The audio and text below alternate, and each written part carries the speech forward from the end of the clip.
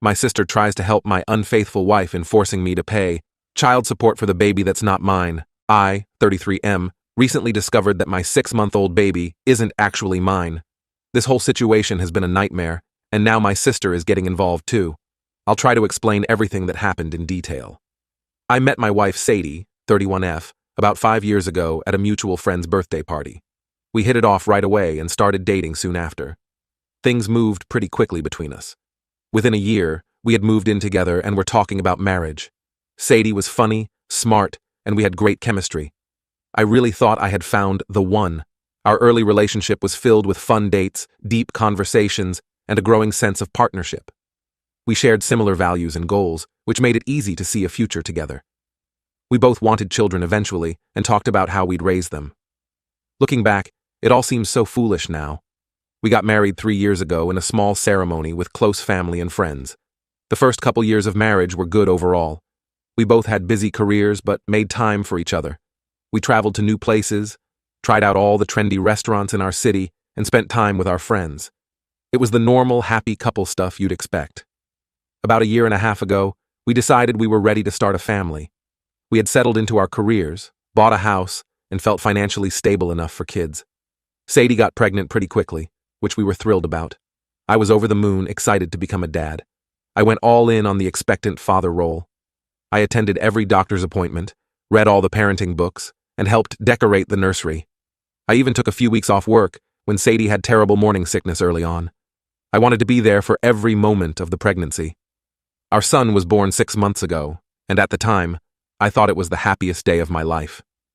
Holding him for the first time, I felt overwhelmed with love. I couldn't wait to watch him grow up and be the best dad I could be. If only I had known the truth then. Looking back now, there were some red flags I ignored throughout our relationship and marriage. Sadie started acting distant and secretive with her phone about a year into our marriage. She'd get defensive if I asked who she was texting or quickly hide her screen when I walked into the room. She also started going out with work friends more often, sometimes not coming home until very late. There were a few times she didn't come home at all, claiming she crashed at a friend's place after too many drinks. But I trusted her and didn't want to be the jealous, controlling husband. I convinced myself I was just being paranoid. When our son was born, I noticed he didn't really look like me. His hair and eye color were different from mine, and his facial features didn't resemble me at all. But I knew babies often don't look like their parents right away, so I tried not to worry about it. I told myself he'd grow into my features eventually. As the months went on, though, I started having serious doubts. The timing of the pregnancy, Sadie's secretive behavior, our son not resembling me at all, it was adding up to something I didn't want to face. I found myself staring at my son, trying to find any hint of myself in his face, but there was nothing. I know it was wrong, but I ended up hacking into Sadie's phone while she was sleeping. I couldn't shake the feeling that something was off, and I needed to know the truth. What I found confirmed my worst fears, and then some. There were messages going back over 2 years between Sadie and her ex-boyfriend, Tom. Explicit photos, plans to meet up at hotels, declarations of love. They had been having an on and off affair for most of our marriage. There were even messages from around the time our son was conceived, where they discussed the possibility of him being the father. I felt physically ill reading through their conversations. The level of deception was staggering. They had been laughing at me behind my back, mocking how clueless I was. There were messages about how Sadie would make excuses to me so she could go meet Tom. It was clear this wasn't just a one-time mistake. It was a long-term, intentional betrayal. I confronted Sadie with what I had found the next morning. At first, she tried to deny it, claiming I was misunderstanding things or that her phone had been hacked. But when I showed her specific messages, she broke down and admitted everything. She confessed to the affair with Tom, saying it had started as closure for their old relationship, but turned into something more. She wasn't sure who the father was when she got pregnant, but a DNA test after birth confirmed it was Tom. Apparently, Tom freaked out when he found out about the baby and wanted nothing to do with it. He blocked Sadie's number and moved out of state. So Sadie decided to pass our son off as mine. She claims she was going to tell me eventually, but I don't believe her. She only confessed when confronted with irrefutable evidence. I was devastated. My whole marriage and fatherhood had been a lie. The past 5 years of my life felt like a complete sham. I told Sadie I wanted a divorce immediately. I also said I didn't want custody of or financial responsibility for a child that wasn't mine. Sadie begged me to reconsider, saying she still loved me and that I was the only father our son had ever known. She swore the affair was over and that she wanted to make things work. But I couldn't get past the betrayal. How could I ever trust her again after years of lies? This is where my sister Bianca, 35F, comes into the story. Bianca and Sadie had become close friends over the years. When Sadie told her what happened, Bianca took her side. She said I was being cruel and selfish for abandoning my son, even if he wasn't biologically mine. She thinks I should stay and raise him as my own. Some background on my relationship with Bianca. We've never been close. Our parents always favored her growing up. She was the golden child who could do no wrong, while I was constantly criticized. This led to a lot of bitterness between us. We're civil now as adults, but not close. Growing up, Bianca always got the best of everything: new clothes, the bigger bedroom, more attention from our parents. When she got in trouble, our parents would make excuses for her. But if I stepped out of line even slightly, I was punished harshly. This dynamic created a wedge between us that never really healed. I moved out of the house and started divorce proceedings. Sadie is fighting me on everything. She wants me to pay child support and have shared custody. I refuse to do either. This isn't my child, and I don't want to be financially responsible for him for the next 18 years. Bianca is furious with me over this. She's been comforting Sadie and letting her cry on her shoulder. Sadie has apparently been laying it on thick, talking about how she'll be poor as a single mom and how the baby will grow up without a father. I think she's manipulating Bianca, but Bianca is eating it up. Things came to a head when Bianca told me she was going to testify on Sadie's behalf in the divorce proceedings. She wants to paint me as an involved father who's now abandoning his child. Her goal is to get me to pay child support at least, even if I don't want custody. I was shocked that my own sister would side with my cheating ex-wife over me, but I guess I shouldn't have been surprised given our history. Still, it hurt to have my family turn against me like that. It felt like I was that scapegoat child all over again, with everyone taking Bianca's side. The divorce has been nasty. Sadie and Bianca have tried to drag my name through the mud. They've told our friends and family that I'm heartless for abandoning an innocent child. Some people have taken their side, saying DNA doesn't matter and I should step up as a father. They've painted me as a deadbeat dad who's walking out on his responsibilities. They easily leave out the part about Sadie's affair and the fact that the child isn't mine. It's been annoying to have my character attacked like this when I'm the victim of Sadie's cheating. But I've stood my ground. I don't believe I have any moral or legal obligation to support a child that resulted from my wife's affair. The courts ended up agreeing with me. Since there's proof the child isn't mine biologically, and I never acted as the father, he's only 6 months old, I'm not required to pay child support. The judge ruled that since I never knowingly took on a parental role, I'm not considered the legal father. Sadie's lies don't obligate me to 18 years of child support for a kid that isn't mine. It was a huge relief to have the law on my side. Sadie is devastated by the ruling. She truly thought she'd be able to force me to pay child support. I think she was counting on that money and now has to face the reality of being a single mother. Bianca is still supporting her and has offered to help out financially. They're both furious with me and saying I'll regret this decision. But I feel like I did the right thing. Why should I have to pay for my wife's infidelity? Why should I be financially responsible for another man's child? I was lied to and manipulated. I'm the victim here, not Sadie.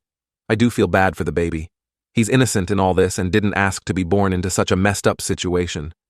But I think it would be worse in the long run to try to raise a child I resent.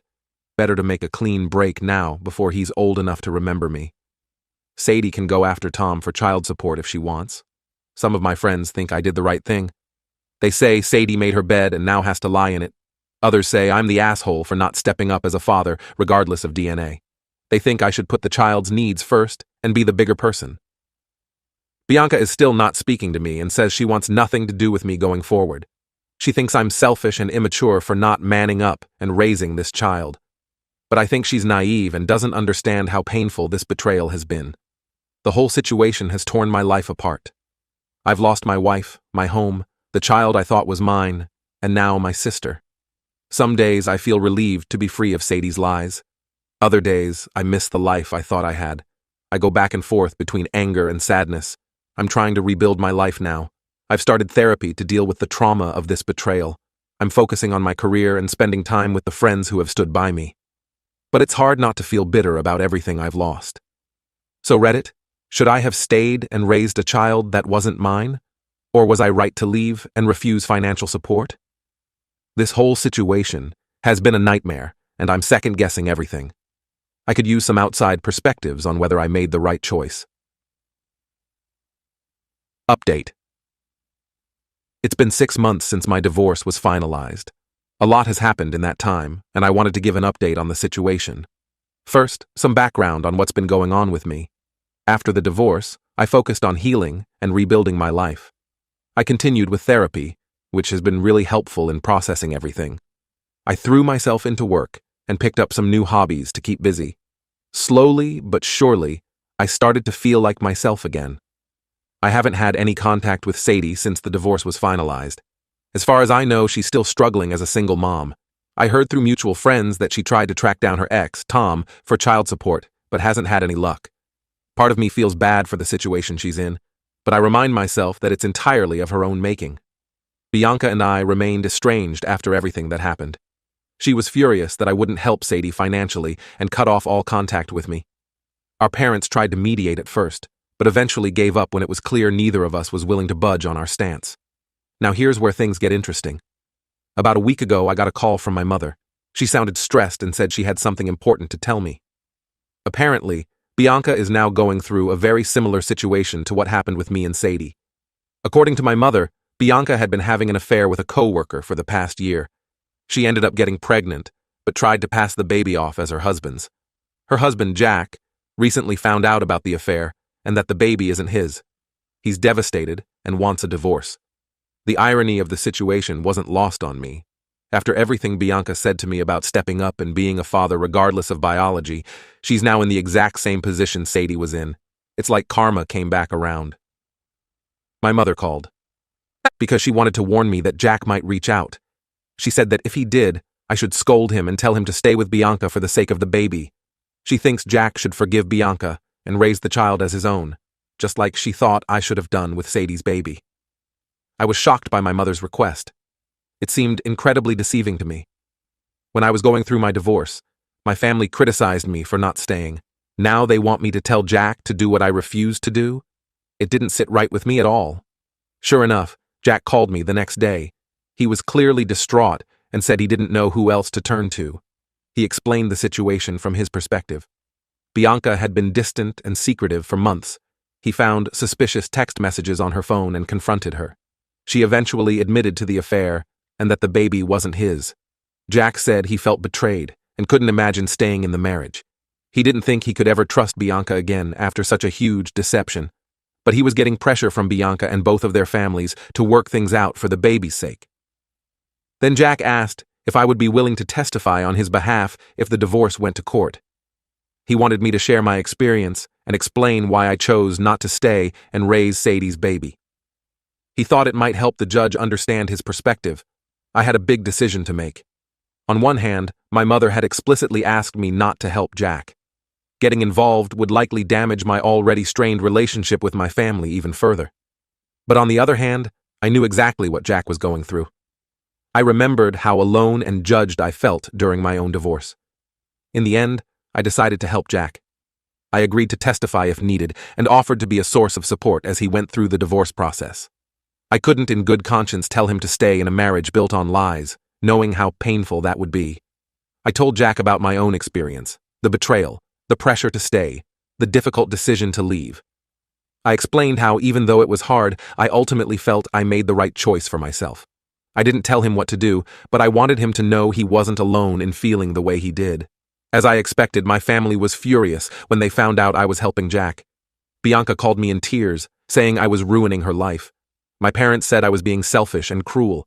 They accused me of only helping Jack out of spite and bitterness over my own divorce. But I stand by my decision. I don't think anyone should be guilted into raising a child that isn't theirs, especially when the child is the product of their partner's affair. Jack deserves to make his own choice, just like I did. And he deserves support, not judgment, as he goes through this difficult time. It's been eye-opening to see how differently my family is reacting now that Bianca is the one who cheated. When it was me going through the divorce, they thought I should just get over it and step up as a father. Now that it's their golden child in trouble, they're bending over backwards to defend her actions and preserve her marriage. I don't take any pleasure in Bianca's situation. Infidelity and divorce are painful for everyone involved. But I do hope this experience gives her some perspective on what I went through. Maybe she'll understand now why I made the choices I did. As for me, I'm going to continue to support Jack as he goes through this process. I know from experience how isolating divorce can be, especially when everyone is pressuring you to forgive and stay. If I can make things even a little bit easier for him, I want to do that. I don't regret my decision to help Jack, even though it's caused more family drama. I believe I'm doing the right thing by standing up for what I think is right, even when it's difficult. Hopefully, in time, my family will understand my perspective. But even if they don't, I can sleep at night knowing I followed my conscience. So what do you think, Reddit? Am I the asshole for going against my family's wishes and helping Jack? Or did I do the right thing by supporting someone going through a similar situation to what I experienced? I'm curious to hear your thoughts. My